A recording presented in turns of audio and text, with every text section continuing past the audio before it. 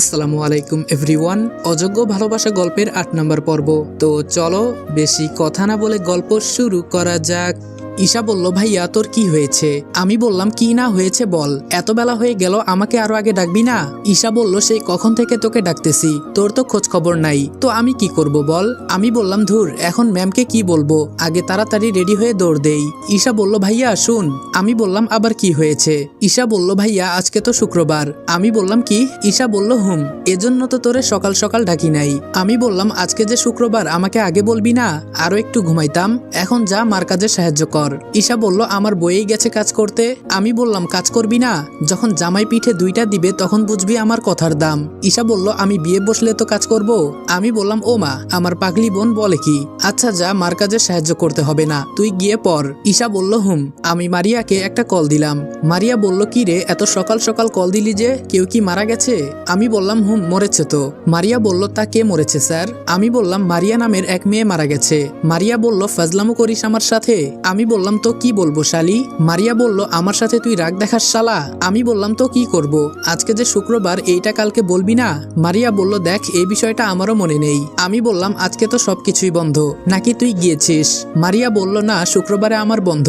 আমি বললাম, তাহলে তো আমারও বন্ধ, আমিও যাব না। মারিয়া বলল, তোর কথা আমি বলতে পারবো না। আমি বললাম, তোরে একবার সামনে পাই, পরে দেখিস কি করি, এখন ম্যামের নাম্বারটা দে, তোর সাথে কথা বলে কিচ্ছু হবে না। মারিয়া বলল, নম্বরটা তো দেওয়া যাবে না তোকে? আমি বললাম, বোন, তোর 2টা পায়ে পড়ি, এত কথা তোর সাথে আমি বলতে পারবো না, আগে তুই ফোন নাম্বারটা দে। মারিয়া বলল, দিতেছি, আর সাবধান, এটা কিন্তু ম্যামের পার্সোনাল নাম্বার, তুই আবার কাউকে দিস না। আমি বললাম, মেয়েদের মাথায় যে এত বুদ্ধি থাকতে পারে তা তো আমি আগে জানতাম না। মারিয়া বলল, তোর কি মনে হয় আমার মাথায় কিছুই নেই?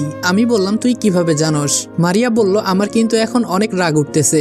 আমি বললাম, ভালো তো, রাগ উঠলে গিলে ফেল, তাহলে রাগ কমে যাবে। মারিয়া বলল, কুকুরের লেজ কখনো সোজা হতে দেখেছিস? আমি বললাম, এটা ঠিকই বলেছিস, তোর লেজ কখনো সোজা হবে না। মারিয়ার ওখান থেকে কি জানি একটা শব্দ হলো, মনে হলো যেন দাঁত কিরমির করছে রাগে। আমি বললাম, কি রে মারিয়া, তুই কি পেটের খিদায় দাঁত ভেঙে খেয়ে ফেলছিস? মারিয়া বলল, তুই কালকে অফিসে যাস, দেখিস তোরে আমি কি করি। এই বলে মারিয়া আর কোনো কথা বলে নাই, ফোনটা সরাসরি কেটে দিল।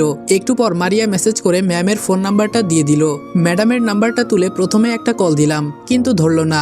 বুঝলাম রং নাম্বার দেখে ধরে নাই, তাই একটা মেসেজ করে বললাম, ম্যাম আমি রনি। পরে কল দিতেই কলটা ধরলো। আমি বললাম, আসসালামু আলাইকুম ম্যাম। তিশা ম্যাম বলল, ওয়ালাইকুম আসসালাম। আমি বললাম, ভালো আছেন ম্যাম? তিশা ম্যাম বলল, ভালো, তুমি কেমন আছো? আমি বললাম, জি আলহামদুলিল্লাহ ভালো ম্যাম। ম্যাডাম আজকে তো শুক্রবার, আমার কি আসা লাগবে? তিশা ম্যাম বলল, না, তবে কালকে সকাল সকাল এসে পড়বা।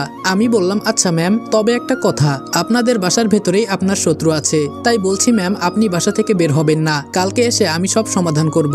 তিশা ম্যাম বলল, এইটা তোমাকে বলতে হবে না। আমি বললাম, আচ্ছা ম্যাম, তাহলে ভালো থাকবেন, এইটার জন্যই ফোন করেছিলাম। এই বলে ফোনটা রেখে দিলাম। ঈশা বলল, কি রে ভাইয়া, তুই এখনো বসে আছিস? আমি বললাম, তো কি করব বল? ঈশা বলল, যা ফ্রেশ হয়ে আয়, আম্মু নাস্তা নিয়ে বসে আছে। আমি বললাম, তুই যা, আমি আসতেছি। ঈশা বলল, তাড়াতাড়ি করবি কিন্তু। আমি বাথরুমে ঢুকে ফ্রেশ হয়ে টেবিলে বসে পড়লাম। আম্মু বলল, তা বাবা আজকে কি অফিস আছে? আমি বললাম, না আম্মু, আজকে তো শুক্রবার, তাই আজকে ছুটি। আম্মু বলল, রনি আমি বলছিলাম কি? আমি বললাম, আম্মু বলো। আম্মু বলল, অনেকদিন তো হয়ে গেল গ্রামের বাড়িতে যাওয়া হয় না। আমি বললাম, তোমার মনে হয় আমাদের বাড়ি আর আমাদের আছে? ঈশা বলল, তাহলে কে নিবে ভাইয়া? আমি বললাম, গিয়ে দেখ, মেম্বার আমাদের বাড়ি দখল করে আছে, গ্রামের বাড়িতে অবশ্যই যাব, তবে সবকিছুর সমাধান করে। আম্মু বলল, তুই যেটা ভালো মনে করিস সেটাই কর। এমন সময় মিতু এসে বলল, কেমন আছেন সবাই? আম্মু বলল, আরে মিতু আর ফারজানা যে, এখানে এসে বসো, আমাদের সাথে নাস্তা করো। ফারজানা বলল, না আন্টি, আমরা এইমাত্র নাস্তা করে আসছি। আম্মু বলল, তো কি হয়েছে, আমাদের সাথেও বসো। মিতু বলল, আন্টি পেট ভরাতো। ঈশা বলল, ভালোভাবে বলছি বসে পড়, না হলে এমন মায়ের দিমু জন্মের ঠিক হয়ে যাবি। মিতু বলল, দেখেছেন আন্টি, আপনার মেয়ে আমাকে কি বলে? ফারজানা বলল, ঠিকই বলেছে, তুই দাঁড়িয়ে দাঁড়িয়ে দেখ। আন্টি আমাকে দেন, আমি খাবো। ঈশা বলল, এখন কি করবি? আমি বললাম, বড়লোক মানুষ আমাদের মতো গরিবের সাথে খাবে না রে বোন, বাদ দে। মিতু বলল, আন্টি আমি কিন্তু এখন কান্না করে দিব।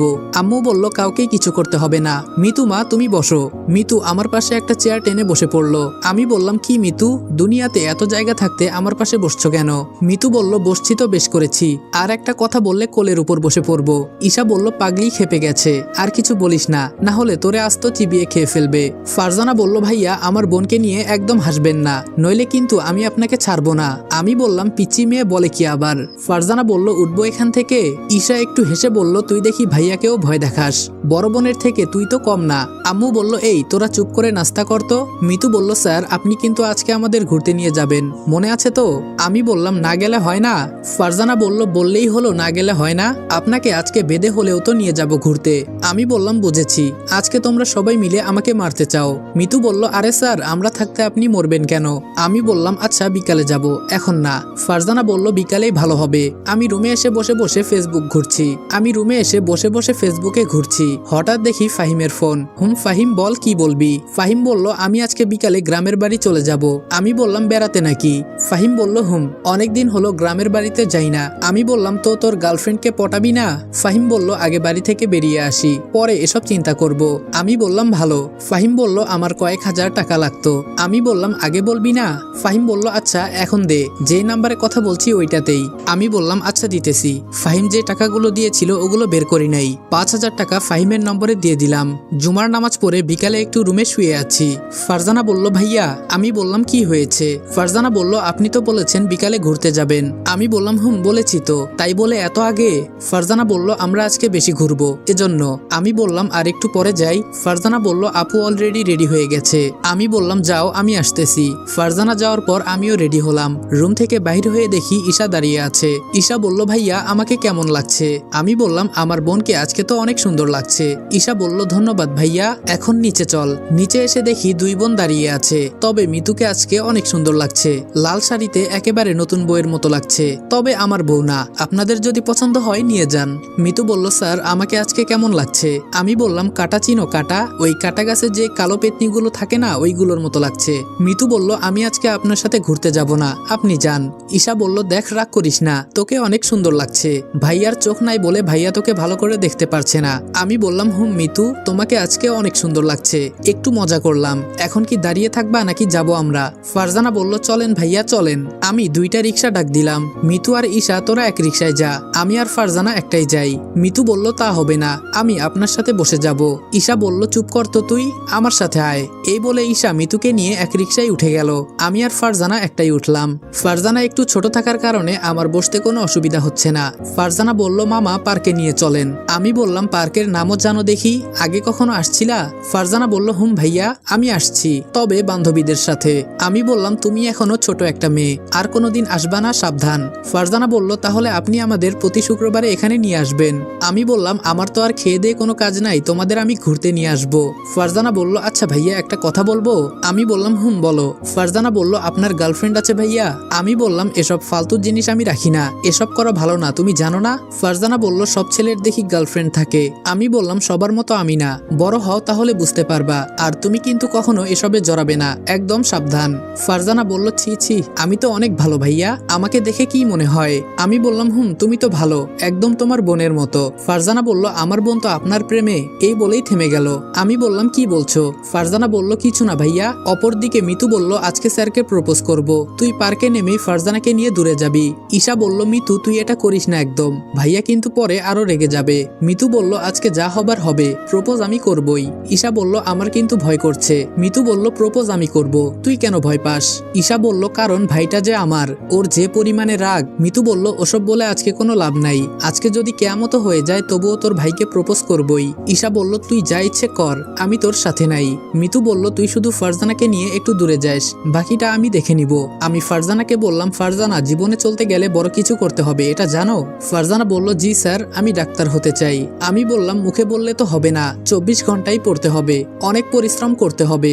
ফারজানা বলল অবশ্যই স্যার, ইনশাআল্লাহ আমি পারবো। আমি বললাম তোমার জন্য আমি সবসময় দোয়া করি, অনেক বড় হও, আর তুমি ডাক্তার হলে আমি ফ্রিতে চিকিৎসা করাতে পারবো।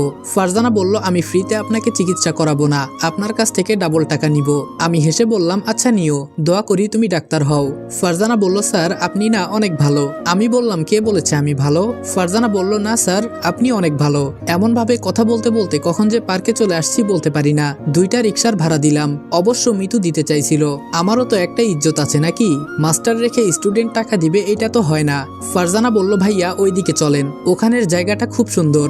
আমি বললাম হুম চলো। সত্যি জায়গাটা অসাধারণ বলতে হবে। সবাই মিলে ওখানে গিয়ে বসলাম। হঠাৎ আমার নজরে পড়লো মিতু আর ঈশা চোখে চোখে কি যেন কথা বলছে।